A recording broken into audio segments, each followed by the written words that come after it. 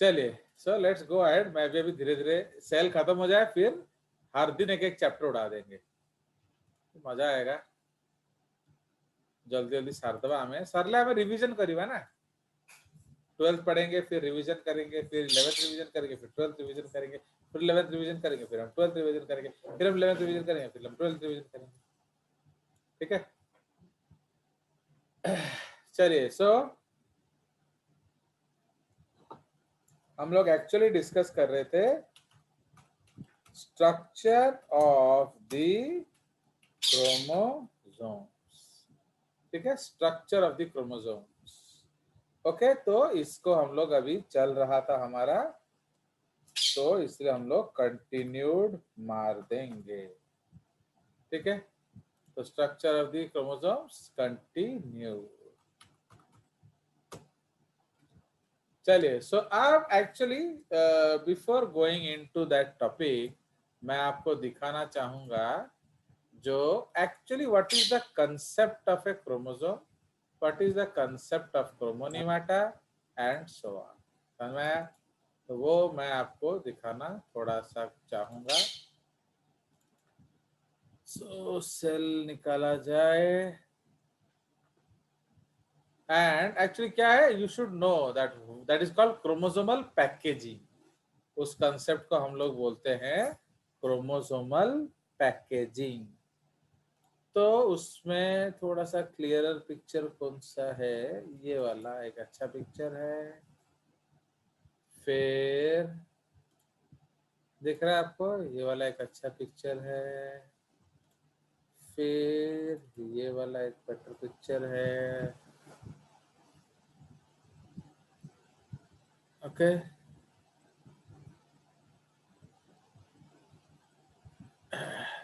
दादा देखा, देखने नहीं देता है। चलिए, so let me show you the screen actually.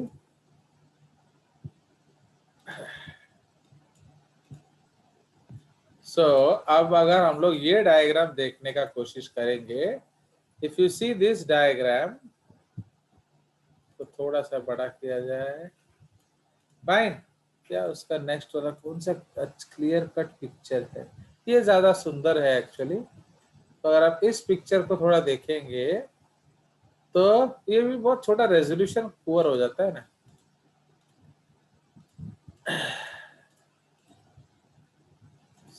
तो थोड़ा क्लियर रेजोल्यूशन चाहिए।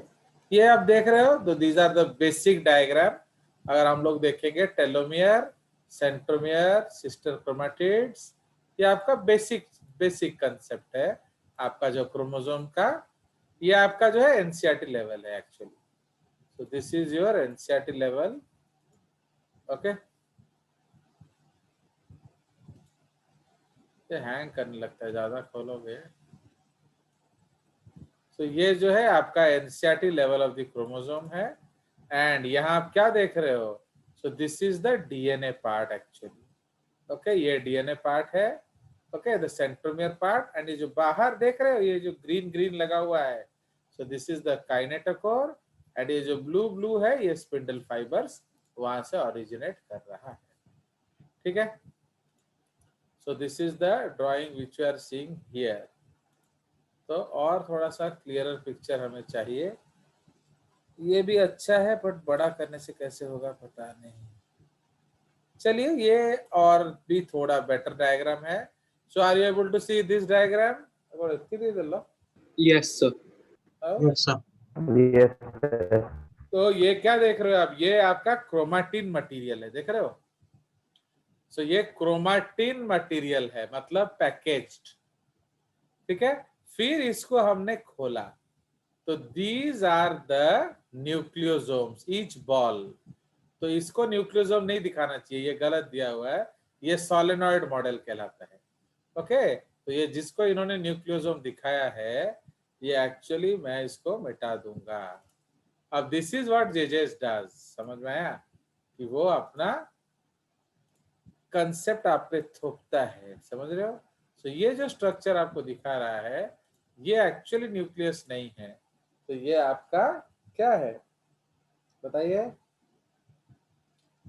सो बोलिए क्या बोला था मैंने?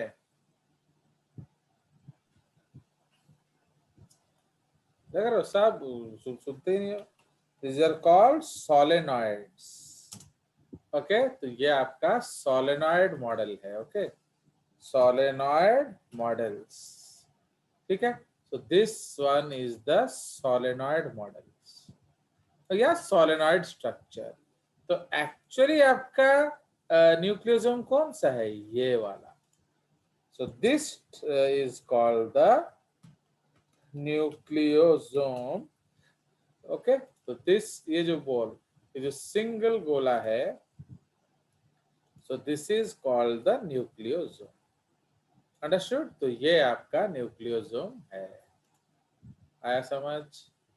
तो ये आपका न्यूक्लियोसोम है and this is the solenoid model.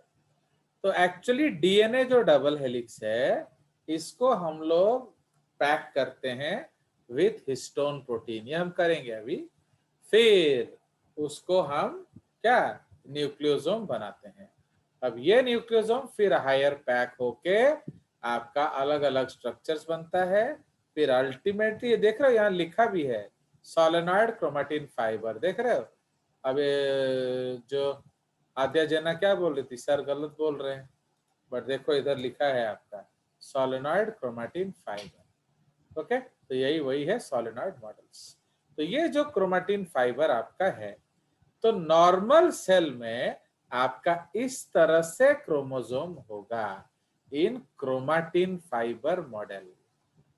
But जब हमें सेल डिवीजन करना पड़ेगा तो हमें थोड़ा क्रोमोसोम को पैक करना पड़ेगा in this form. So this is called the what? Chromosome.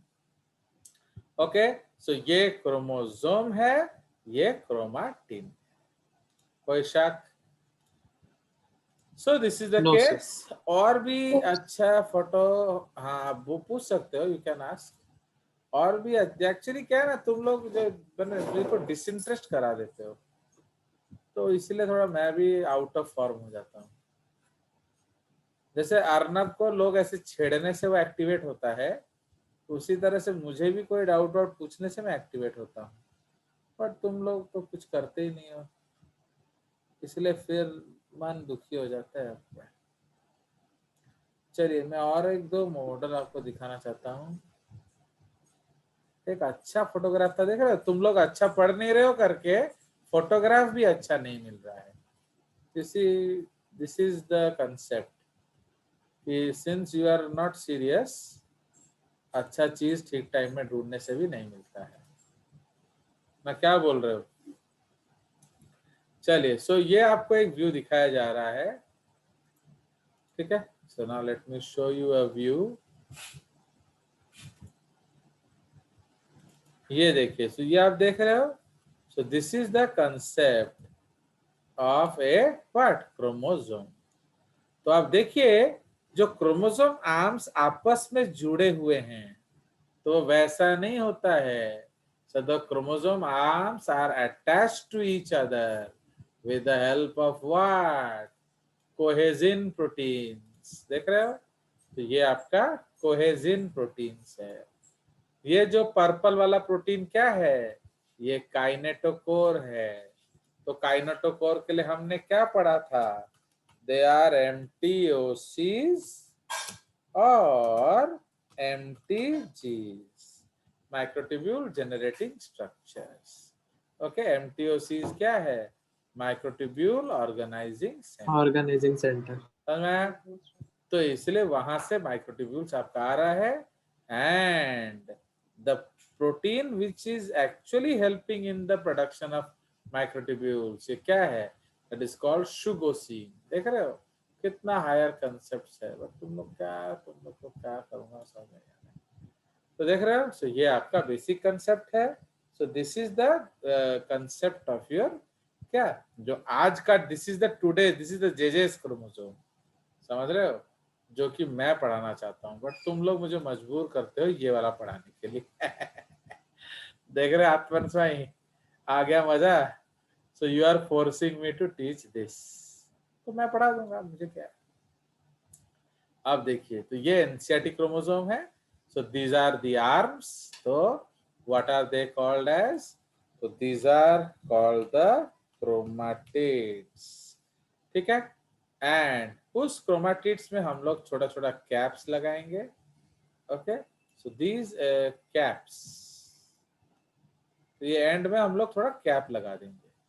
तो उससे क्या होगा, वो जुड़ेगा नहीं. तो वो हम लोग पिछले क्लास में डिस्कस कर रहे थे. तो what is that cap called edge? They are called telomeres. Telomere. ठीक है. So these structures are called telomeres. And ये टेलोमियर्स क्या करते हैं? They prevent sticking of two chromosomes. ठीक है. तो ये आपका काइनेटोकोर है, विच इज एमटीओसीज और एमटीजीज. क्लियर. तो ये आपका centromeric reason of the chromosome है, हैज सेन डीएनए. तो उसका डीएनए को हम लोग सेंट्रोमेरिक डीएनए कहते हैं. And what is the peculiarity of centromeric DNA? This is constitutive heterochromatin. एक और बढ़िया डायग्राम मैं ढूंढ के रखा था, पता नहीं कहाँ वो मिल नहीं रहा. That is actually what I wanted to show you today. But क्या किया जाए. तो इसीलिए actually this is the NCERT type of chromosome diagram you are seeing. तो ये आपका replicated chromosome है. ओके. चलिए. सो देखा जाए अगर कुछ मिलता है. फाइन.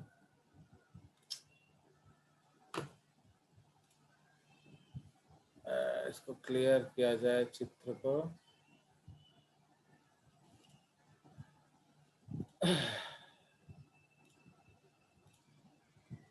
चलिए. So now this is the case. तो एक और बड़ी जो परफेक्ट था, क्योंकि ना बहुत लोग समझते नहीं है कि सेंट्रोमियर क्या चीज है एक्चुअली. सो दैट उस डायग्राम में बढ़िया से डिस्कस था. दैट एक्चुअली सेंट्रोमियर का मतलब क्या है, उस जगह पर अभी भी डिवीजन नहीं हुआ है. अभी वहां 2 डीएनए है. But as compared to other places there are 4 DNA या 2 डीएनए 4 स्ट्रैंड्स. समझ रहे हो. तो दूसरे जगहों पे 4 स्ट्रैंड है, बट इस जगह पे 2 ही स्ट्रैंड है. इसीलिए ये अभी भी जुड़ा हुआ है. समझ रहे हो. तो ये आपका जुड़ा हुआ पार्ट है क्रोमोसोम का.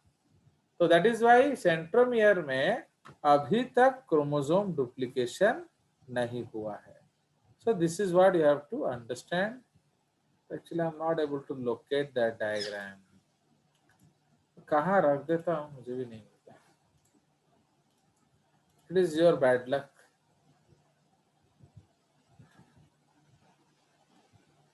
चलिए देखते हैं, फिर अगर कभी और मिला तो दिखा देंगे आपको. So because that is the best view of the chromosome. I don't know where I have kept it. यहीं होना चाहिए था, but it's not available.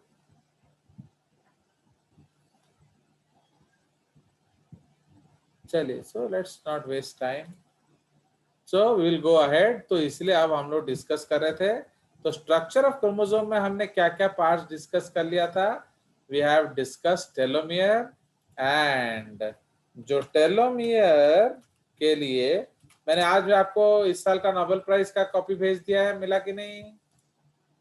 So I have send you the Nobel prize copy. So जो telomere है actually, उस telomere के लिए Nobel prize किसको दिया गया था? तो that lady is called Elizabeth Blackburn. समझ रहे हो. ब्लैकबर्न को याद होना चाहिए टेलोमेरेज एक्टिविटी के लिए.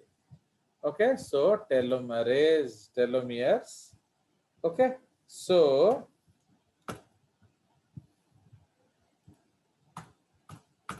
ओके. द हम लोग ऑलरेडी लिखे हैं कल भी, बट फिर भी मैं लिख दे रहा हूँ.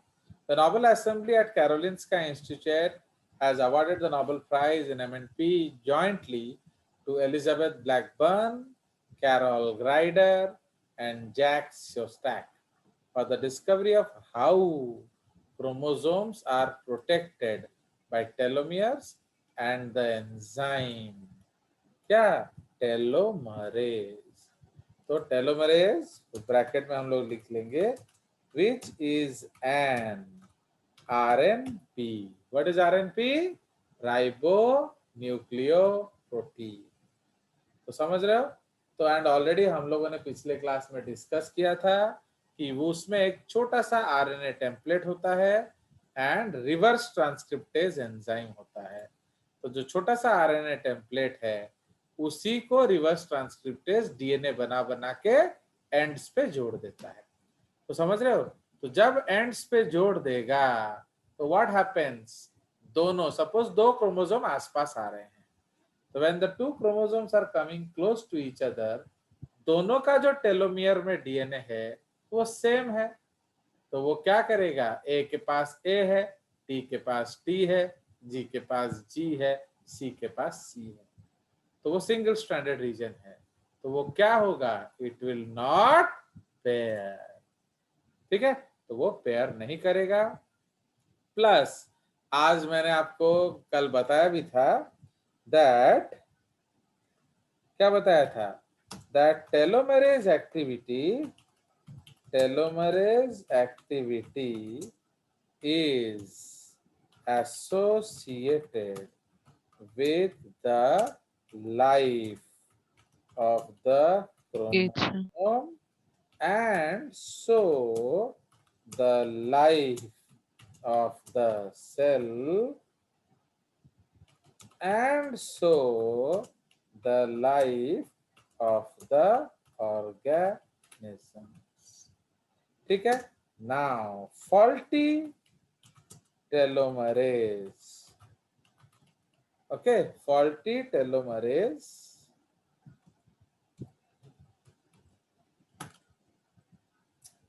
क्या spelling type? Faulty telomerase, okay, enzyme accounts for early aging. तो जिसको हम लोग प्रोजेरिया कहते हैं. ओके, तो faulty telomerase enzyme accounts for early aging. Now the loss of telomerase enzyme with time results in aging. So now people concerned with anti-aging medicines are working on how to increase telomerase activity and stop their क्या? Disintegration and stop their degradation बोल दो और क्या? Degradation. तो इसलिए आजकल जो anti ageing वाले हैं वो लोग भी टेलोमरेज एंजाइम पे काम कर रहे हैं. समझ रहे हो? So they are also working on telomerase enzyme. क्योंकि अगर टेलोमरेज एक्टिविटी बढ़ जाता है तो क्या होगा? आपका एजिंग कम हो जाएगा. So if telomerase is present the person will never age. Okay, तो ये आपका कंसेप्ट है एंड ये एक यूनिक सीक्वेंस होता है. ओके, फॉर ये यूनिक सीक्वेंस होता है फॉर वर्टिब्रेट्स. जो सीक्वेंस है क्या है?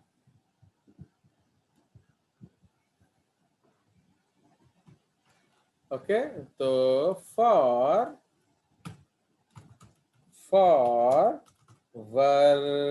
vertebrates the telomerase sequence is क्या? लिख दिया था. For vertebrates the sequence of nucleotide telomerase is 5 prime TTA GGG 3 prime. समझ रहे हो? तो ये आपका एक पर्टिकुलर सीक्वेंस है. तो कैन यू टेल मी कि उसका जो आरएनए टेम्पलेट में कौन सा बेसिस होगा, बोलिए।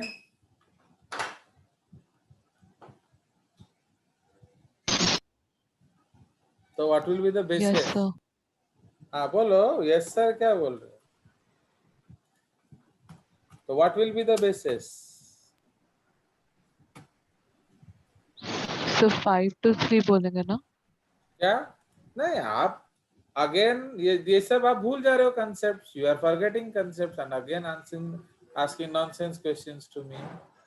अगर आप डायरेक्शन बोलते हो तो कोई प्रॉब्लम नहीं है, आप 5 to 3 बोलो, आप 3 to 5 बोलो, बट अगर आप डायरेक्शन नहीं बोलते हो तब आपको उसको 5 to 3 बना के बोलना पड़ेगा।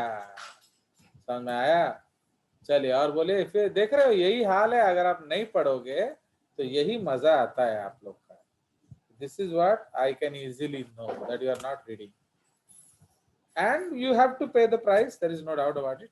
हाँ बोलिए, जल्दी बोलिए। CCCTAA. क्या? Again why you are not, again your answer is wrong Adya. अब इतना समझाने के बाद भी आपका आंसर गलत है।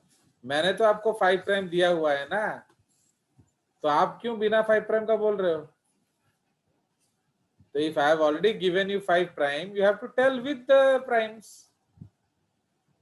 तो उसका जो 5 prime फिर 5 प्राइम CCCTAA बोलने का 3 क्या prime. जरूरत है?